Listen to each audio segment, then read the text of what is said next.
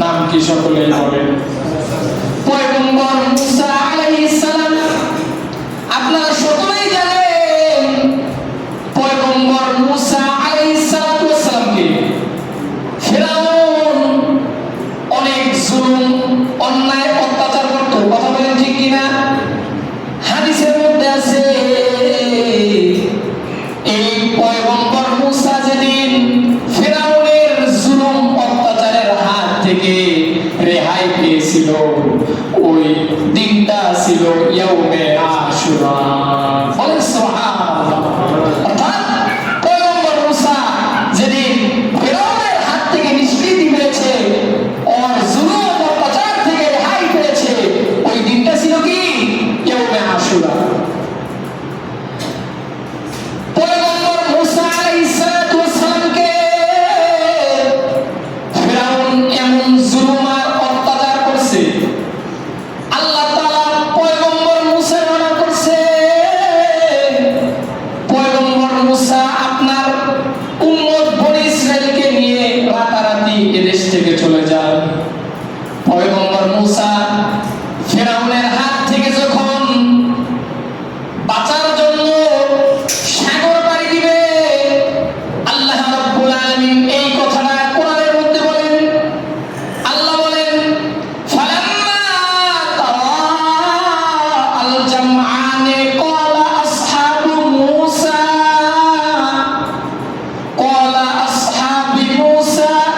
ইন্না লামুদরাকুন।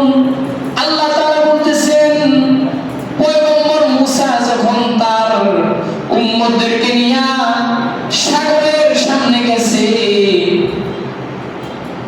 পয়গম্বর মুসার উম্মতেরা যখন ফিরআউনের সৈন্যবাহিনীর সামনে মুখোমুখি হয়েছে, যে তারা পিছনে তাকায় দেখতেছে যে ফিরআউনের দলবল তাদের পিছনে এসে পড়ছে, তারা পয়গম্বর মুসারে ডাক দিয়ে বলে, পয়গম্বর, ফিরআউন তো আমাদের কাছাকাছি আসছে, এখন তো আমাদের আর কোনো রেহাই নাই। কিন্তু পয়গম্বর মুসা তখন ডাক দিয়া বলে, এ আমার উম্মতেরা, ক্বালা কাল্লা ইন্না মাইয়া রাব্বি সায়াহদিন। বলেন আল্লাহু আকবার। পয়গম্বর মুসা যে সাগরের সামনে গেছে, বলেন তো এটা কি তিনি নিজের ইচ্ছায় গেছে নাকি আল্লাহর ইচ্ছায় গেছে? আল্লাহর হুকুমে গেছে। কোন বান্দা যখন আল্লাহর উপর তাওয়াক্কুল করে কঠিন রাস্তায় বের হয়, কঠিন রাস্তা মহান আল্লাহ সহজ করে দেয়। কথা বলেন ঠিক কিনা? হামিদুম মাজিদ বালাগাল উলা বিকামালিহি কাশাফাত তুজা বিজামালিহি হাসানাত জামিউ খিসালিহি সাল্লু আলাইহি ওয়া আলিহি। আলহামদুলিল্লাহ সুম্মা আলহামদুলিল্লাহ। আল্লাহ সুবহানাহু ওয়া তাআলার আলিশানে দরবারে অসংখ্য শুকরিয়া, যে মহান রব, যে মহান প্রতিপালক আমাদেরকে বড় দয়া করে মায়া করে এই ফিতনা ফাসাদের জামানায় কোরআন ও সুন্নাহর ভিত্তিতে সহিহ তরিকায় আমাকে কিছু কথা বলবার মতো, আপনাদেরকে শুনবার মতো যে মহান রব কবুল ও মঞ্জুর করেছেন, নিয়ামতের শুকর আদায় করে একজন মুসলমান হিসাবে ঈমানের আওয়াজ উঁচু করে কাওয়াত উচ্চ কণ্ঠে আমরা সকলেই কালিমাতু শুকরিয়া আদায় করে বলি আলহামদুলিল্লাহ। আমরা আরেকবার কালিমাতু শুকরিয়া আদায় করি যে আজকে আরবি হিজরি সনের প্রথম মাস, একটি বছর শেষ হয়েছে। আজকে পবিত্র মুহররম মাসের 1 তারিখ এবং হিজরি 1447 হিজরি। তো আল্লাহর দরবারে শুকরিয়া যে আল্লাহ পাক আমাদেরকে একটি বছর বাঁচিয়ে রেখেছেন। বলেন আলহামদুলিল্লাহ।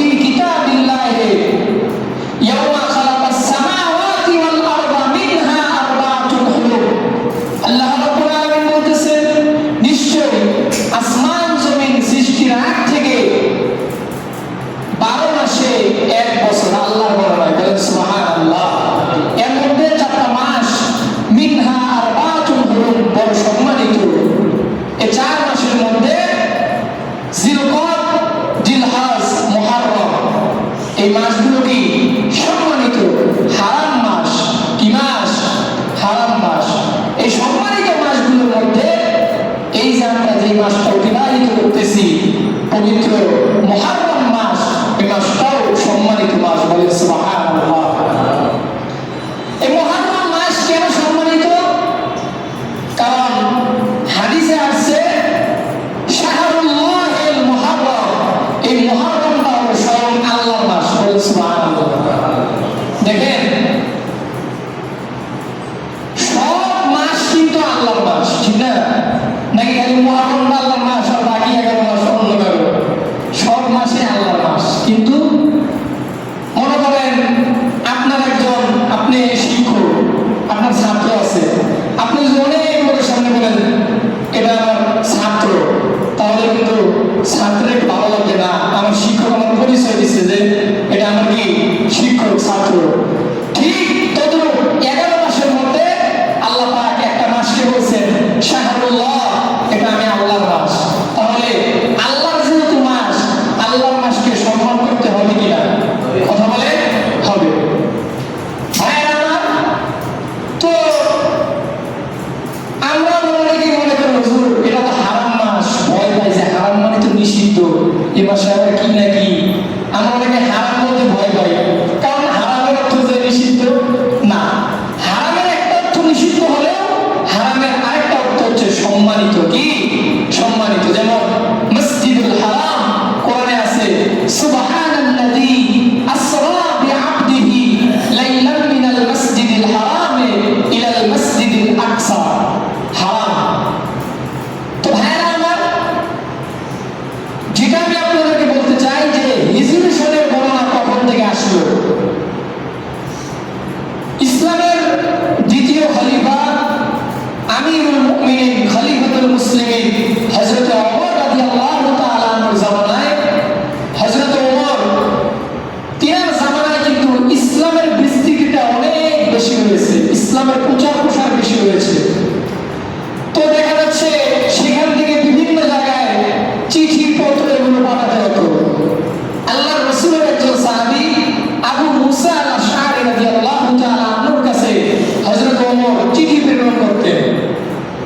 তো আবু মুসা বলেন, খলিফাতুল মুসলিমিন, আপনি যে চিঠিগুলো প্রেরণ করেন এগুলোর মধ্যে যদি তারিখ, মাস, বছরগুলো লেখা থাকতো তাহলে আমাদের জন্য ভালো হতো। তখন হযরত ওমর বড় বড় বিশিষ্ট সাহাবীদের সাথে পরামর্শ করলেন যে কিভাবে মাসের গণনাগুলো করা যায়, হিজরি সনগুলো বের করা যায়, মাসের নাম প্রথম রাখা যায়। এভাবে হযরত ওমর বিশিষ্ট সাহাবীদেরকে নিয়ে একটা পরামর্শ করলো, মিটিং করলো। সেখানে সাহাবীদের মধ্যে হযরত ওমর ছিলেন, হযরত আলী, হযরত ওসমান সহ এরকম বিশিষ্ট সাহাবীরা ছিল। তো মুহররম মাসটা কেন শুরুর মাস দিল? যেমন ইংরেজিতে জানুয়ারি মাস শুরু, আরবিতে মুহররম মাস প্রথম মাস। প্রথম মাস কেন দিল? আগের যুগ থেকে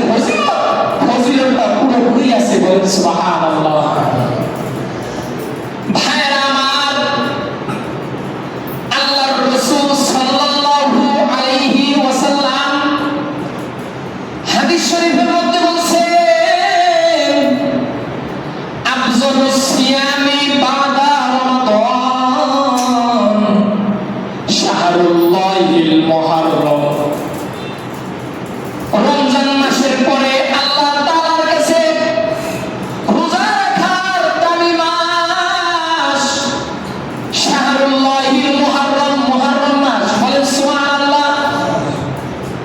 এই মুহাররম মাসের 10 তারিখ কেন এত দামি?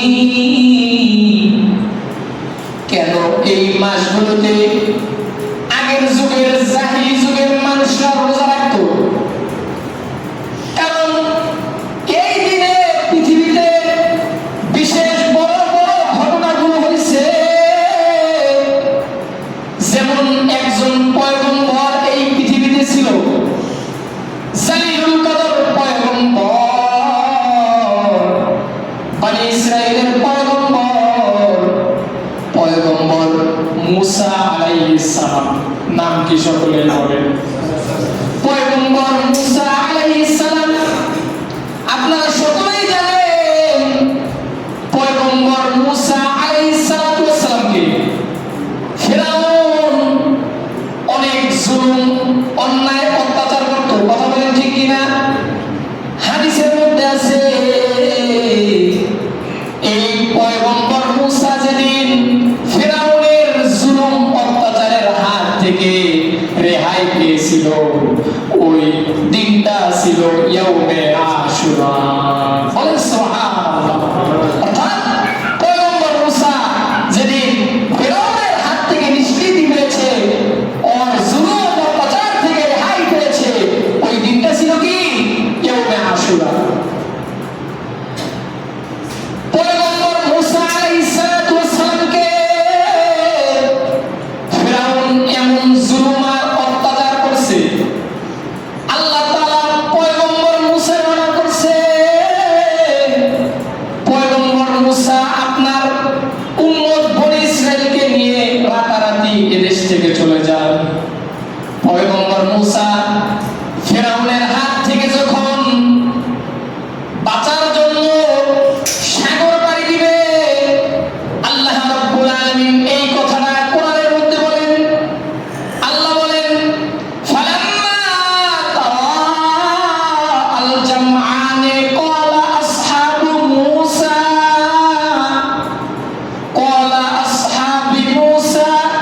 ইন্না লামুদরাকুন। আল্লাহ তাআলা বলতেছেন পয়গম্বর মুসা যখন তার উম্মতদেরকে নিয়ে সাগরের সামনে গেছে, পয়গম্বর মুসার উম্মতেরা যখন ফিরআউনের সৈন্যবাহিনীর সামনে মুখোমুখি হয়েছে, যে তারা পিছনে তাকায় দেখতেছে যে ফিরআউনের দলবল তাদের পিছনে এসে পড়ছে, তারা পয়গম্বর মুসারে ডাক দিয়ে বলে, পয়গম্বর, ফিরআউন তো আমাদের কাছাকাছি আসছে, এখন তো আমাদের আর কোনো রেহাই নাই। কিন্তু পয়গম্বর মুসা তখন ডাক দিয়া বলে, এ আমার উম্মতেরা, ক্বালা কাল্লা ইন্না মাইয়া রাব্বি সায়াহদিন। বলেন আল্লাহু আকবার। পয়গম্বর মুসা যে সাগরের সামনে গেছে, বলেন তো এটা কি তিনি নিজের ইচ্ছায় গেছে নাকি আল্লাহর ইচ্ছায় গেছে? আল্লাহর হুকুমে গেছে। কোন বান্দা যখন আল্লাহর উপর তাওয়াক্কুল করে কঠিন রাস্তায় বের হয়, কঠিন রাস্তা মহান আল্লাহ সহজ করে দেয়। কথা বলেন ঠিক কিনা? পয়গম্বর মুসা আল্লাহর উপর তাওয়াক্কুল করে গেছে, তার বিশ্বাস আছে আমি একা আছি তো কি হয়েছে, আল্লাহ এখানে একটা ব্যবস্থা করে দিবেন। পয়গম্বর মুসা উম্মতদেরকে ডাক দিয়ে বলে, ক্বালা কাল্লা, কখনোই না, ইন্না মাইয়া রাব্বি সায়াহদিন, অবশ্যই আমি মুসার আল্লাহ, আমি মুসার সাথে আছে, এবং ইন্না রাব্বি সায়াহদিন, এখনই আমার আল্লাহ আমার জন্য রাস্তা দেখায়া দিবেন। সুবহানাল্লাহ। তো উম্মতেরা যখন দেখছে যে পিছন থেকে ফিরআউনের দলবল আসতেছে, তারা তো বড় ভয় পেয়ে গেছে। এখন মুসা নবী উম্মতকে বুঝাইলো যে উম্মতেরা ভয় পায় না, আল্লাহ পাক আমাদেরকে রাস্তা দেখাবেন। এবার আল্লাহ তাআলা পয়গম্বর মুসাকে অর্ডার করলেন, ফাআওহাইনা ইলা মুসা আন ইদ্রিব বিআসাকাল বাহর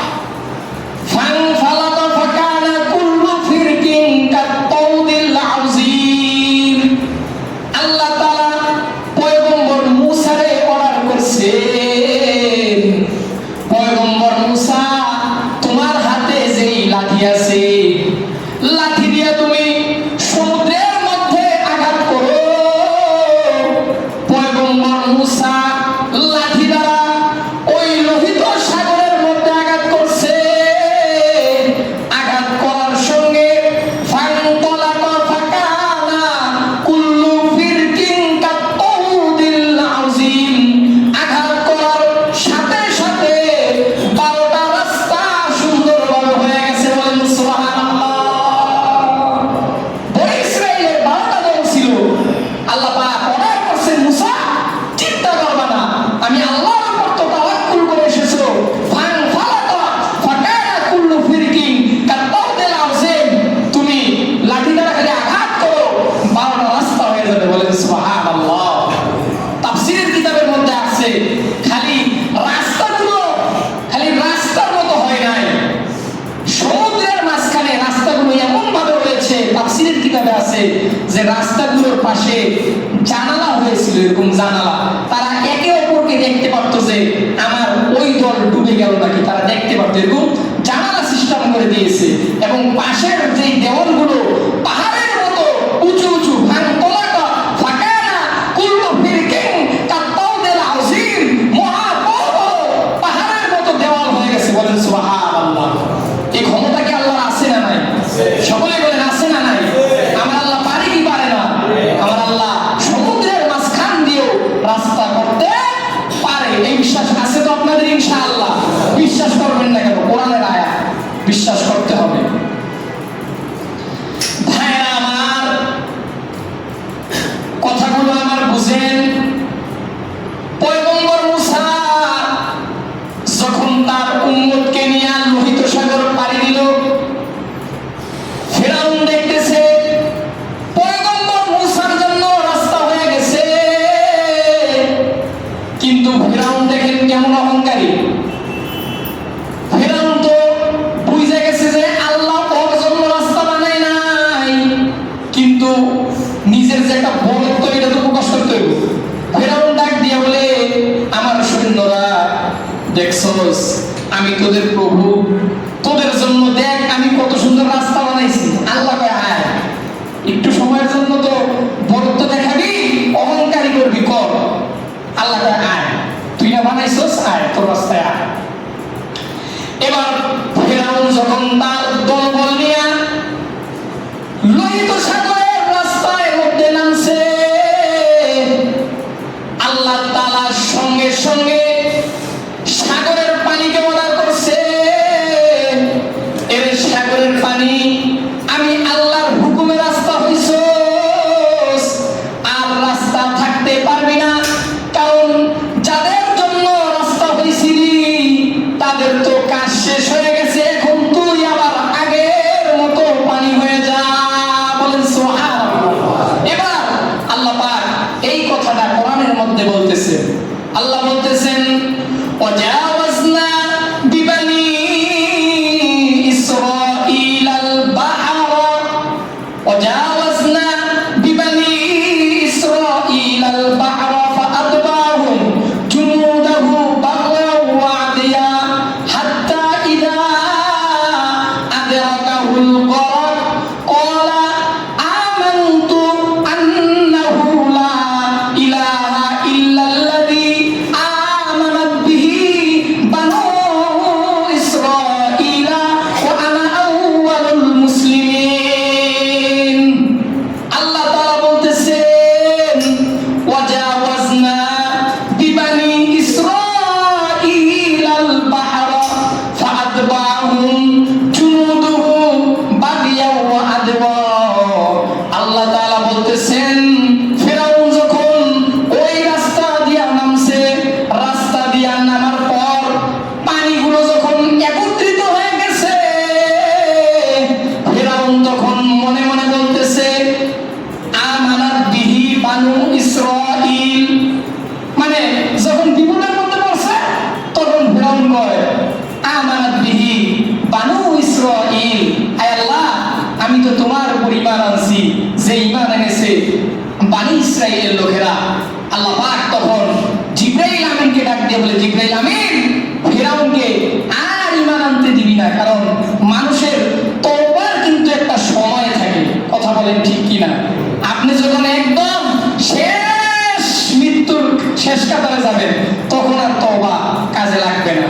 এরকম ফেরাউনও যখন একদম শেষ জায়গায় গেছে, ফেরাউন বলতেছে আমানাত বিহি বানু ইসরাঈল, আমি বানি ইসরাঈলের রবের প্রতি ঈমান আনলাম। আল্লাহ বলে না, আর সময় নেই, সময় শেষ। এবার জিবরাইল আমিন কাঁদা এনে ফেরাউনের মুখের মধ্যে ঢুকাই দিছে। সুবহানাল্লাহ বলেন, আর আওয়াজ দিয়ে বলেন সুবহানাল্লাহ। আল্লাহ পাক হেদায়েতের মালিক।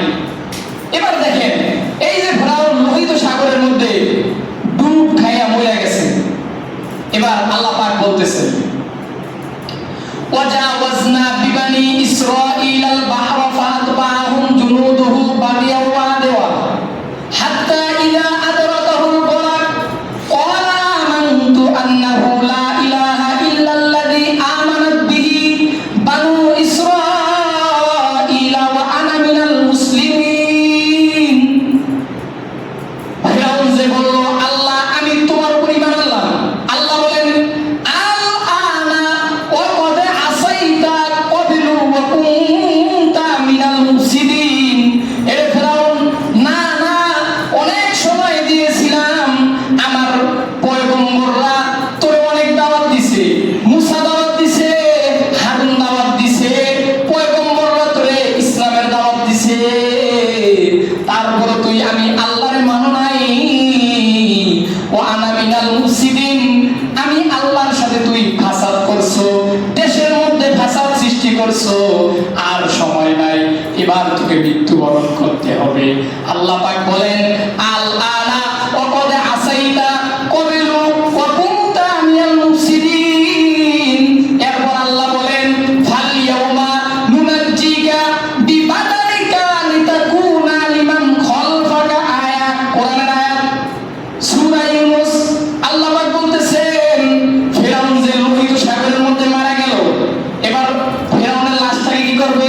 আল্লাহ তাআলা বলতেছেন ফাল ইয়াউমা নুনাজ্জিকা বিবাদানিকা লিতাকুনা লিমান খালফাকা আয়া। ফেরাউনের লাশটারে আল্লাহ তাআলা সুন্দরভাবে রাইখা দিবে। কেন রাইখা দিবে?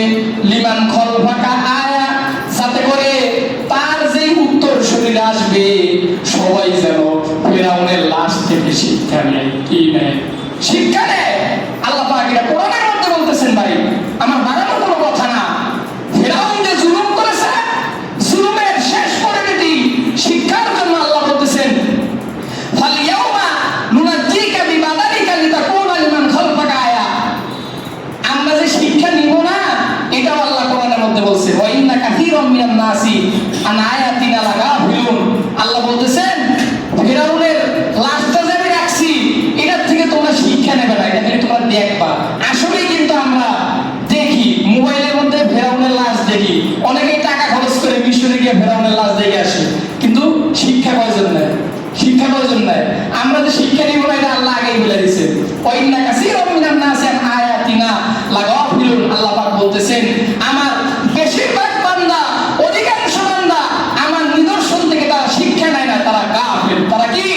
গাফিল। কিন্তু ভাই, এই ফেরাউনের এই জুলুমের শিক্ষা থেকে কি নিতে হবে? আমাদেরকে শিক্ষা নিতে হবে যে ফেরাউনের মতো বড় জালেম বাদশাকে আল্লাহ পাক কিভাবে মারছে, সমুদ্রের সুবায়া মারছে, তার লাশটা মাটি খায় নাই, আল্লাহ পাক সুন্দরভাবে রেখে দিলেন এটা শিক্ষা নেওয়ার জন্য। তো এই ঘটনাটা কেন বললাম? কোরআনের কথা কেন বললাম? এই যে এটা কোন মাস? মুহররম মাস, শাহরুল্লাহিল মুহররম। এই মুহররমের 10 তারিখ হাদিসে আছে ইয়াউমে আশুরা। এই আশুরার দিন এই যে একটি ঐতিহাসিক ঘটনা, ফেরাউন এবং নমরুদ দ্বারা যে ঐতিহাসিক ঘটনাটা ঘটেছে, এই ঘটনাটা ইয়াউমে আশুরা, আশুরার দিন হয়েছে। বলেন সুবহানাল্লাহ।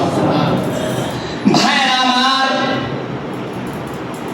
এবার আসেন এই যে শাহরুল্লাহিল মুহররম, মুহররম মাস অত্যন্ত দামি। মুহররম মাস হচ্ছে সম্মানিত মাস। কি মাস? সম্মানিত মাস। এ মাসে আল্লাহ রাব্বুল আলামিন যুদ্ধ বিগ্রহ করা হারাম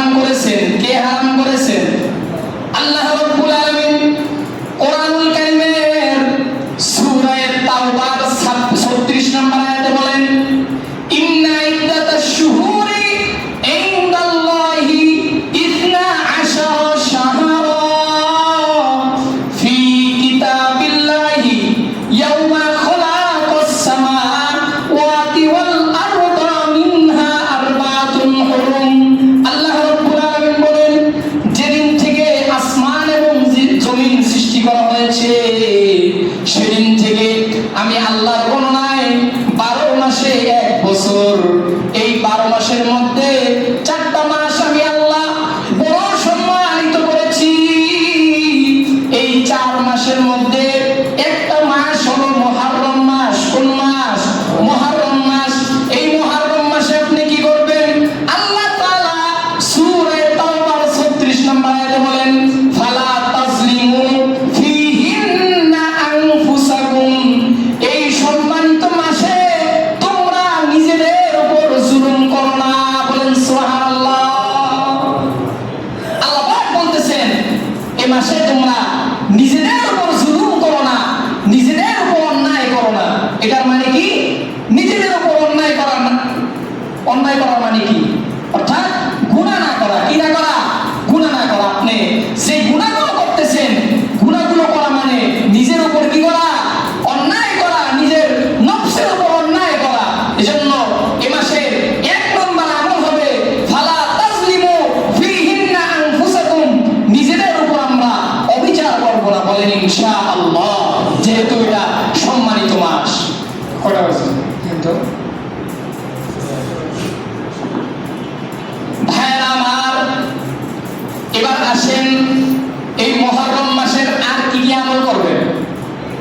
হাদিস শরীফের মধ্যে আছে আল্লাহর রাসূল সাল্লাল্লাহু আলাইহি ওয়াসাল্লাম বলেন, ক্বালা রাসূলুল্লাহি সাল্লাল্লাহু আলাইহি ওয়াসাল্লাম, আফযালুস সিয়ামি বাদা রমাদান শাহরুল্লাহিল মুহররম।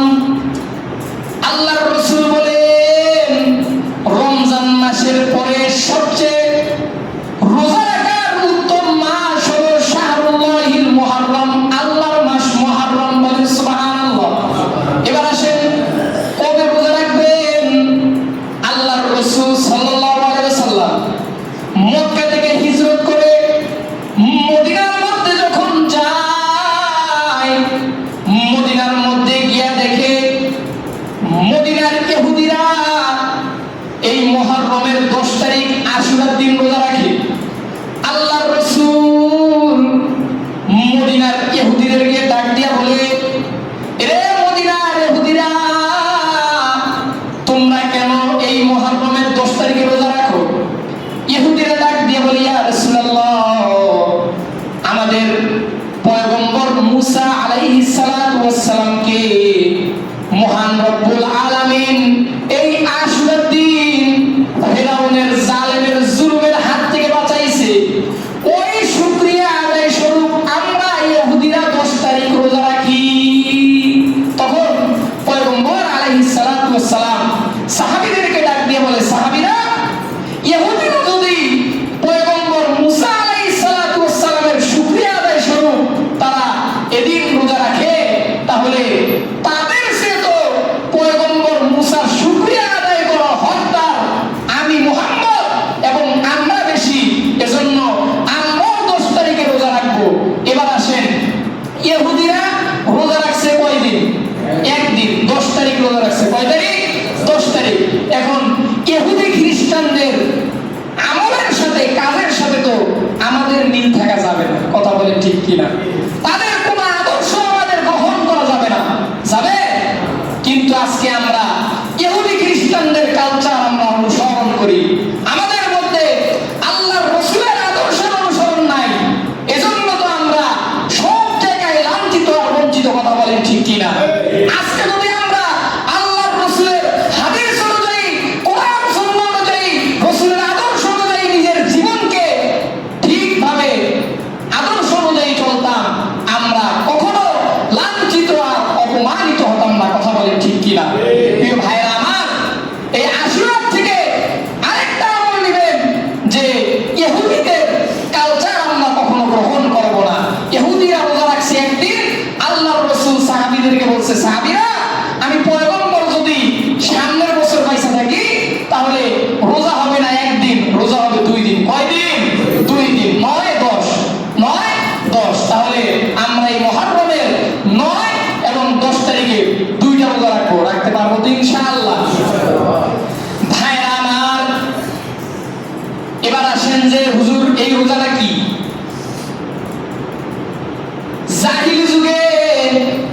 আগের জামানায় এই রোজাটা ছিল ফরজ, কিন্তু রমজানের রোজা যখন ফরজ হয়েছে তারপর এই রোজার ফরজিয়াত বাতিল হয়েছে।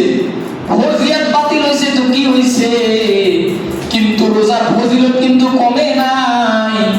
আল্লাহর রাসূল বলেন, قال رسول الله صلى الله عليه وسلم صيام يوم عاشوراء أحتسب على الله أن يكفر السنة التي قبله। আল্লাহর রাসূল বলেন আশুরার রোজার এত ফজিলত, এত ফজিলত, আহতাসিবু আলাল্লাহ, আমি তো আশাবাদী যে কেউ যদি আশুরার দিনের রোজা রাখে আইয়ুকাফিরা সানাতাল্লাতি কবিলা বাদা, আল্লাহ তাআলা তার বিগত এক বছরের গুনাহ মাফ করে দেন। সুবহানাল্লাহ। আশুরার রোজা যদি কেউ রাখে মহান রব্বুল আলামিন তার বিগত এক বছরের গুনাহ আল্লাহ রব্বুল আলামিন মাফ করে দেয়। বলেন সুবহানাল্লাহ। এজন্য ভাইরা আমার, আমরা এই রোজাটা রাখতে পারবো তো ইনশাআল্লাহ? সকলে নিয়ত করেন ইনশাআল্লাহ। আল্লাহ তাআলা এই রোজাটা রাখার তৌফিক দান করুন, সকলে বলেন আমিন। কিন্তু কেউ যদি ওজর বশত রাখতে না পারি, তাকে নিয়ে তিরস্কার করার কোনো প্রয়োজন নাই, কারণ এই রোজাটা ফরজ নয়। কি নয়? ফরজ নয়। কেউ যদি অসুস্থতার কারণে রোজাটা রাখতে না পারে, তাকে নিয়ে আমরা তিরস্কার করব না। আর কেউ যদি রাখতে পারে, আলহামদুলিল্লাহ, যেহেতু ফজিলত আছে, আপনার শরীরে যদি কুলায়, আপনি অবশ্যই রাখবেন। 9 তারিখ রাখবেন। আজকে মুহররমের 1 তারিখ। কয় তারিখ? আজকে যেহেতু শুক্রবার 1 তারিখ, তাহলে 9 তারিখ আজকে থেকে হিসাব করবেন। 9, 10। কেউ যদি 9, 10 রাখতে না পারে, তাহলে 10, 11 দুইটা রোজা রাখবেন, একটা রাখবেন না। কয়টা রাখবেন? দুইটা, যেদিনেই রাখেন। যদি 9, 10 হিসাবে রাখেন, 9, 10 রাখবেন। আর যদি 9 না রাখেন, 10, 11 রাখবেন। পারবেন তো ইনশাআল্লাহ? আল্লাহ তাআলা সকলকে এই রোজাটা রাখার তৌফিক দান করেন। আরেকবার বলেন আমিন। ভাইরা আমার, যতটুকু আলোচনা করলাম, আল্লাহ পাক সর্বপ্রথম আমাকে আপনাদেরকে আমল করার তৌফিক দান করুন। সকলে বলেন আমিন।